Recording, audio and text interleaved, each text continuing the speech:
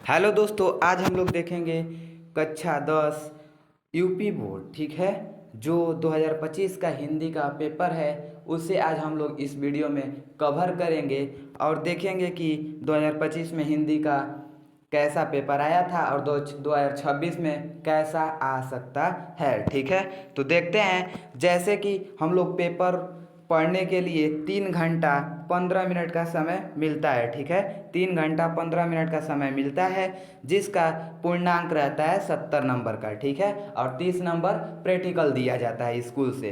ठीक है, तो जो होता है इसका कोड हिंदी का 901 होता है। ठीक है, आप लोग ध्यान दीजिएगा कि 901 होता है हिंदी का कोड।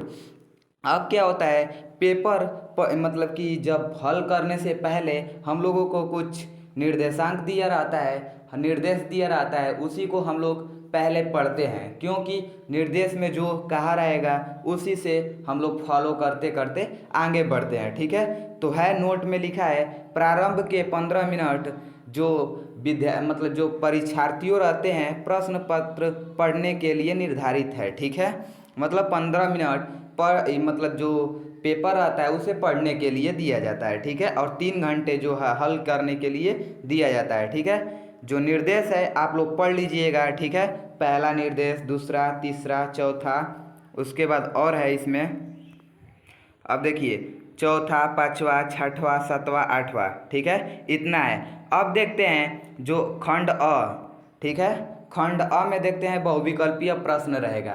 यूपी बोर्ड के अनुसार 20 बहुविकल्पीय रहता है, जो एक हक नंबर का रहता है। ठीक है, तो पहला है सरस्वती पत्रिका के संपादक हैं। सरस्वती पत्रिका के संपादक हैं। पहला है प्रेमचंद्र, दूसरा है हजारी प्रसाद द्विवेदी, तीसरा है जयशंकर प्रसाद, चौथा है महावीर प्रसाद द्विवेदी।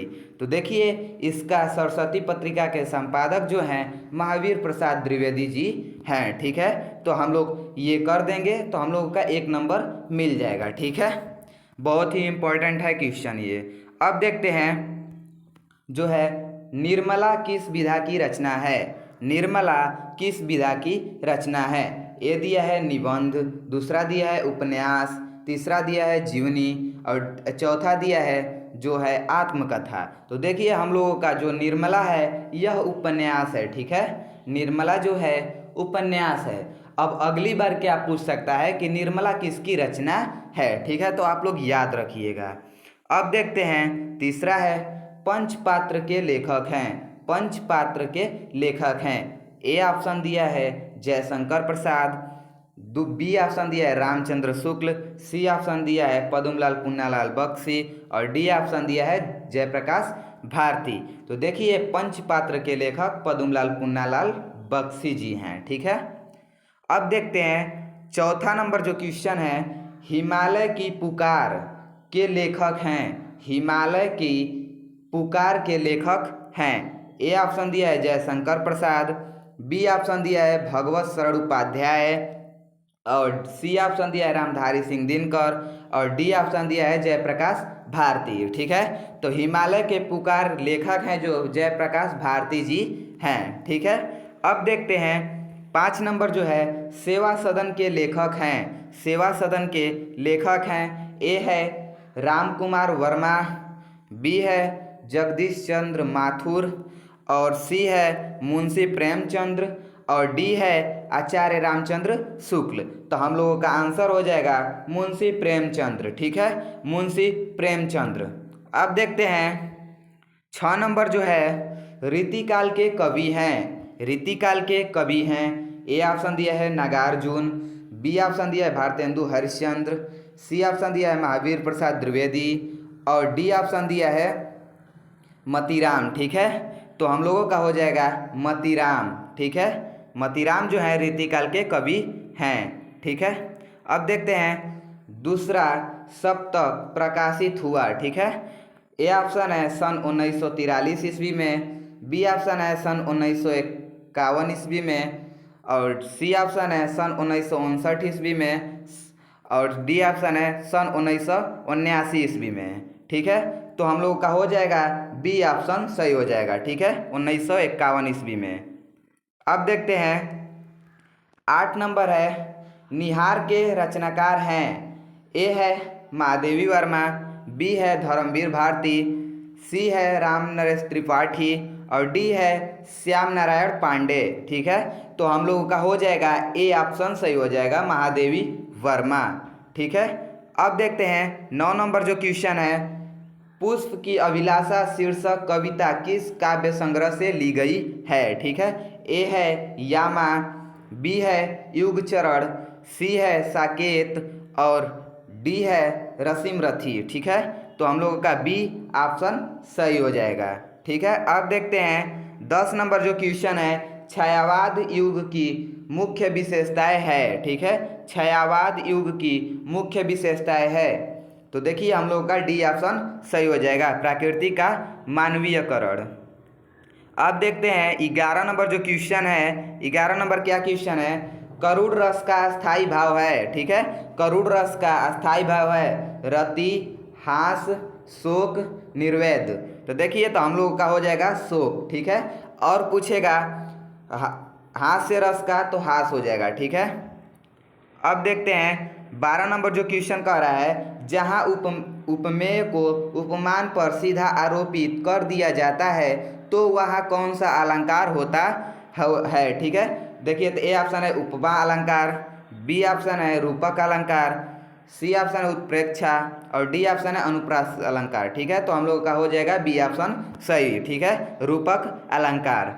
अब देखते हैं 13 नंबर जो क्वेश्चन है, सोरठा किस प्रकार का छंद है? तो देखिए जो सोरठा है अर्ध सम्मात्रिक छंद है। ठीक है, ये भी नहीं होगा, ये भी नहीं होगा, ये भी नहीं होगा। ठीक है, अब देखते हैं 14 नंबर है, निर्गुण शब्द में प्रयुक्त उपसर्ग है। ठीक है, ए ऑप्शन है नी, बी ऑप्शन है गुड़, सी ऑप्शन है निर और डी ऑप्शन है निर। तो देखिए हम लोग का डी ऑप्शन सही हो जाएगा। ठीक है, अब देखते हैं 15 नंबर जो क्वेश्चन है, नीलकमल में कौन सा समास है? नीलकमल में कौन सा समास है? पहला है द्विगु समास, बी ऑप्शन है कर्मधारय समास और सी ऑप्शन है तत्पुरुष समास और डी ऑप्शन है बहुव्रीहि समास। तो हम लोगों का हो जाएगा बी ऑप्शन सही हो जाएगा। ठीक है, कर्मधारय समास।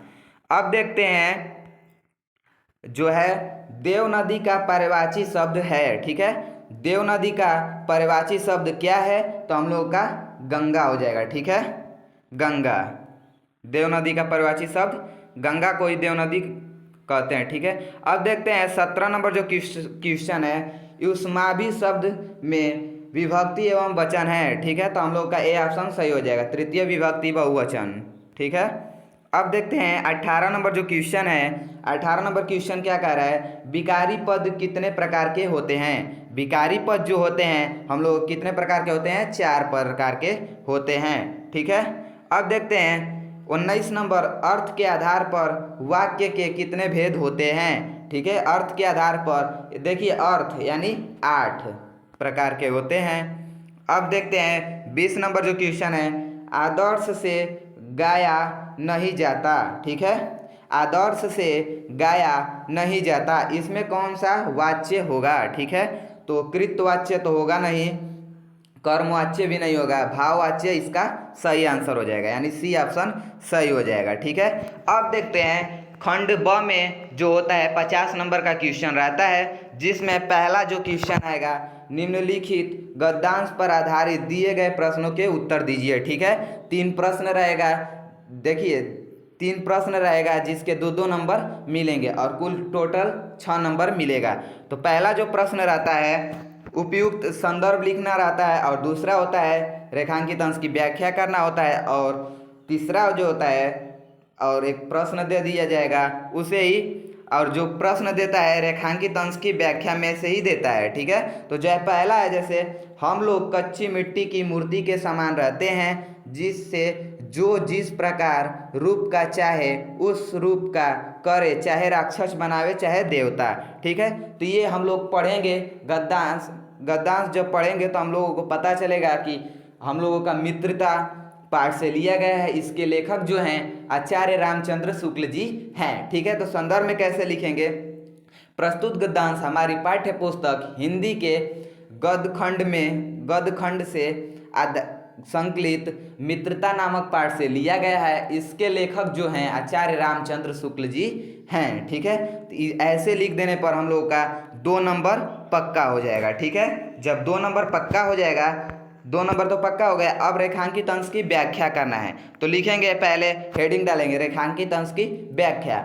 जितना मतलब लाइन पड़ा रहेगा उतना ही अंश मतलब अंश का व्याख्या करना पड़ेगा। ठीक है, तो व्याख्या में लिखेंगे कि आचार्य जो लेखक रहेंगे इसके उसकी को लेकर लिखेंगे, आचार्य रामचंद्र शुक्ल जी कहते हैं, ऐसे लेकर हम लोग व्याख्या लिख देंगे। इसका भी हल हम लोगों का चैनल पर मिल जाएगा। अगर आप लोग उसे देखना चाहते हैं तो हमारे प्लेलिस्ट में जाकर देख सकते हैं। ठीक है, अब देखते हैं इसी तरफ अथवा कर कर एक और दिया रहेगा, तो इतना दिया रहेगा, इसमें भी संदर्भ पूछेगा, व्याख्या पूछेगा और एक क्वेश्चन पूछ देगा। ठीक है, उसके बाद लिखा है दूसरा जो देगा, यह भी 6 नंबर का देगा। ठीक है, निम्नलिखित पद्यांश पर आधारित दिए गए प्रश्नों के उत्तर दीजिए। ठीक है, मतलब कि एक पद्यांश दे देगा, उसमें उसका ही व्याख्या करना होगा। ठीक है, जिसमें संदर्भ कवि का नाम लिखना होगा, संदर्भ मतलब संदर्भ लिखना पड़ेगा, रेखांकित अंश की व्याख्या और एक क्वेश्चन पूछेगा। ठीक है,